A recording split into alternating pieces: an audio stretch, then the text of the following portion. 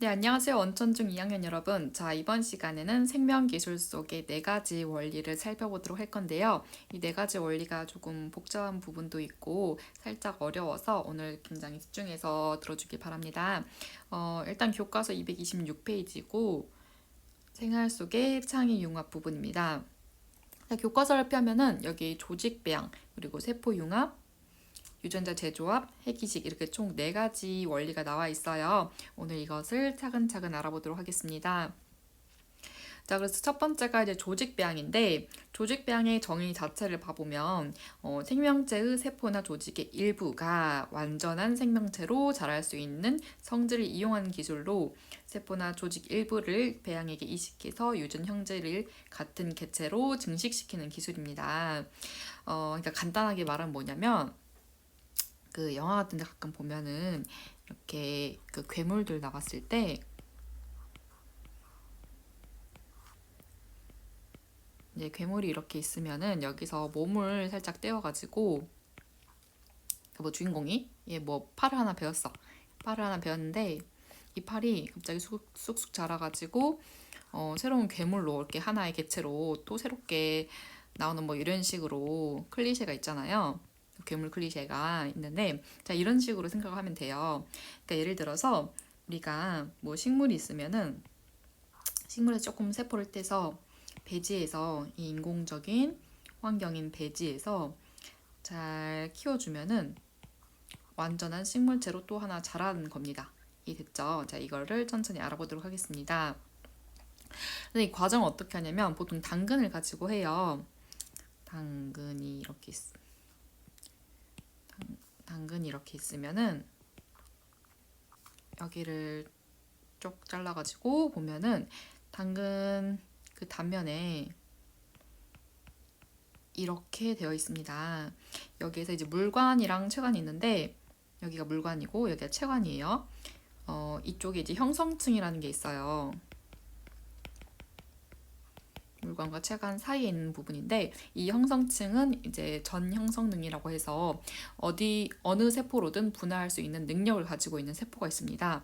나머지 체세포들은 이미 그 해당 부분으로 분화가 되어 버려서 다른 세포로 분화할 수 없는데 이 형성층 부분은 부피생장이라고 해서 몸을 크게 만드는 부분이에요. 이 당근을.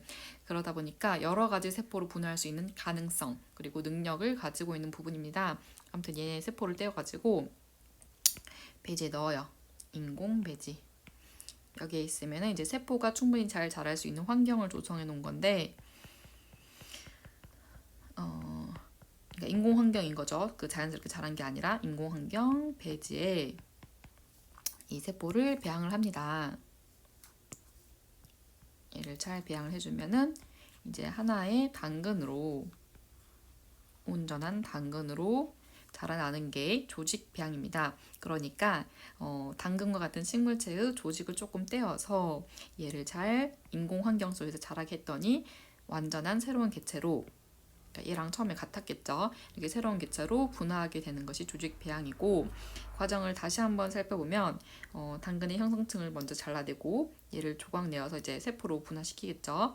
뭐 배양액에서 배양을 하면은 뭐 해지라든가 이렇게 이런 비커 같이 생긴 배양에서 배지를 하면은 배양 세포가 완성이 됩니다. 그리고 이 세포가 이제 점점 분열해 나가면은 세포 덩어리 이걸 켈러스라고도 해요. 이렇게 분화된 세포 덩어리를 켈러스라고 하는데 이 켈러스를 가지고 더 분화를 시켜서 어린 식물을 만들어낸 다음에 얘가 잘 자라면은 원래의 식물체였던 이 당근이 되겠죠. 자, 이게 조직배양이고 배양의 활용에 대해서 알아보면 이 활용이 총 5가지가 있는데 사실 1번부터 4번까지는 같은 말이에요. 뭐 희귀하다던가 우수한 형질이 가졌다던가 아니면 유용하다던가 할 때에 이걸 대량으로 생산할 필요가 있을 때에 이제 활용을 하는 겁니다. 그러니까 희귀한 생명체를 보존하려고 해. 그러면 수정을 통해서 이제 이거를 이제 번식시켜 나가야 되는데 그러려면 너무 오래 걸리기 때문에 이 조직 배양을 통해서 보존할 수 있을 만큼 충분한 정도의 생명체를 만들어내거나 아니면 우수한 형질을 가진 생명체를 인위적으로 번식을 시키는 거죠.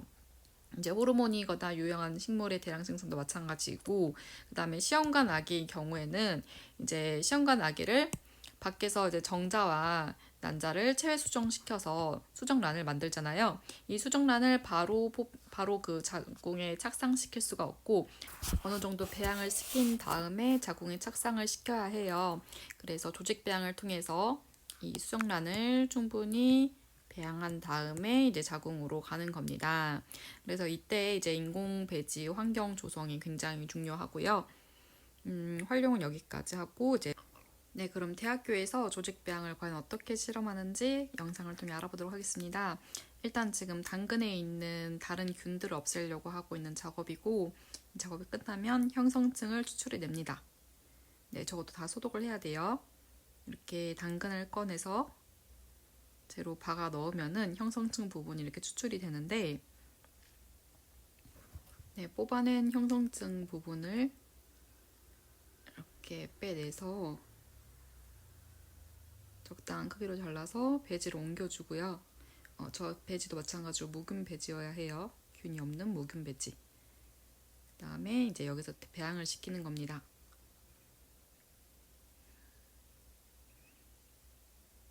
이렇게 날짜랑 뭐 필요하다면 이름을 써놓고 그리고 이제 자라는 과정을 관찰을 합니다.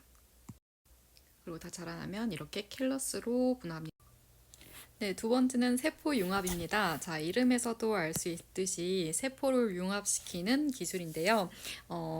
조직 배양이랑 아예 개념 자체가 달라요. 그 조직 배양은 몸체를 떼어내서 그 떼어낸 몸체와 완벽하게 같은 개체를 만드는 게 목적이었다면 세포 융합은 이제 서로 다른 두 종류의, 그러니까 서로 아예 다른 두 종류의 세포를 융합해서 그 두 세포 모두의 장점을 가지는 완전히 새로운 융합 세포를 만드는 기술이에요.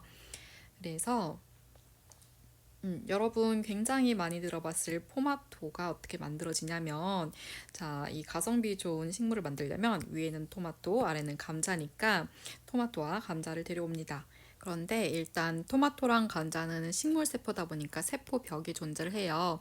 그래서 이 세포벽을 분해시켜주는 셀룰라제라는 효소 처리를 해서 일단 이 세포벽을 없애주고요. 그럼 이제 원형질체로 이렇게 두 개가 남아 있는데 이때가 훨씬 세포 융합이 용이해요. 그래서 이렇게 원형질체로 남은 두 세포를 세포 융합시킵니다. 아이고.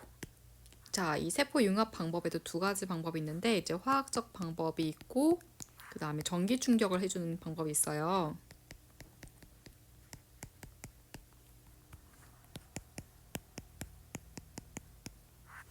그래서 화학적 방법 같은 경우에는 폴리에틸렌 글리콜이라는 물질을 처리해주면은 이제 세포 융합이 잘 되고 전기 충격도 마찬가지입니다.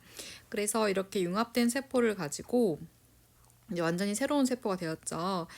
이렇게 인공 배지에 정확한 환경을 조성을 해준 다음에 배양을 해주면 이런 포마토가 완성이 됩니다.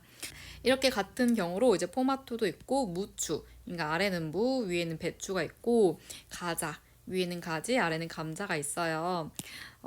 이런 이제 가성비 넘치는 식물 말고도 이 세포 융합이 잘 쓰이는 데가 있는데 이제 이런 식물 세포에 쓰이는 거랑 그다음에 동물 세포에 쓰이는 게 있고 동물 세포에 쓰이는 거는 이제 키메라라고 해요. 키메라 동물. 이거 말고 이제 단일 클론 항체가 있어요. 그래서 사실 가장 많이 쓰이는 거는 여기입니다. 가장 중요한 건 여기예요. 자, 여러분 항원 항체 반응 많이 들어봤을 텐데, 자, 몸 안에 병원균이 들어오면은 그걸 항원이라 하고 그 항원에 대한 항체가 생성이 됩니다. 이걸 왜 하는 거냐면 그 항원을 표적해서, 그러니까 딱 걔만 때려 잡으려고 이제 항체를 만들어내는 건데, 항원에 해당되는 이렇게 병원체가 들어오면은 그 병원체 껍데기에 단백질 구조가 약간 얘한테만 있는 특이적으로 있는 단백질 구조들이 있을 거예요. 그러면 이걸 이제 감지를 해서 그에 맞는 항체를 가져와야지 내 몸 다른 세포들을 공격하지 않고 이 항원만 표적해서 죽일 수가 있습니다. 그래서 이렇게 세모난 단백질이 있다던가 네모난 단백질이 있다던가 동그란 부분이 있다던가 하면은 각각에 맞는 이런 항체들이 몸 안에서 이제 만들어지게 됩니다. 비림프구에서요. 이걸 이제 면역 반응이라고 하는데 이러한 항원을 우리가 인식하기 위해서 이런 항체들을 대량으로 만들어내는 과정에 바로 이런 세포 융합이 쓰이는 겁니다. 어떻게 쓰이냐면 세모난 항체를 만드는 것을 뭐 A 항체라고 하면은 이 A 항체를 만들어내는 B 림프구가 있어요. 림프구에서 항체가 만들어집니다. 얘가 막 이렇게 생긴 항체를 생산을 하는데 얘를 대량 생산하고 싶어요. 근데 B 림프구가 우리가 원하는 만큼 빨리빨리 분화가 되지 않아요. 그럼 뭐랑 세포 융합을 시키냐면 암세포랑 시킵니다.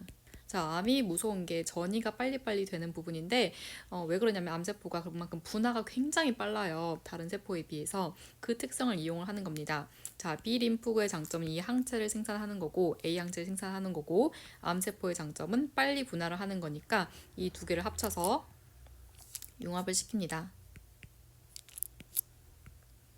그러면 이렇게 높은 수준의 분화를 가질 수 있는 새로운 세포가 그리고 A 항체도 생산하는 새로운 세포가 생겨나고 얘를 통해서 이제 항체를 아주 대량 생산을 할 수가 있는 거예요. 이거를 단일 클론 항체라고 합니다.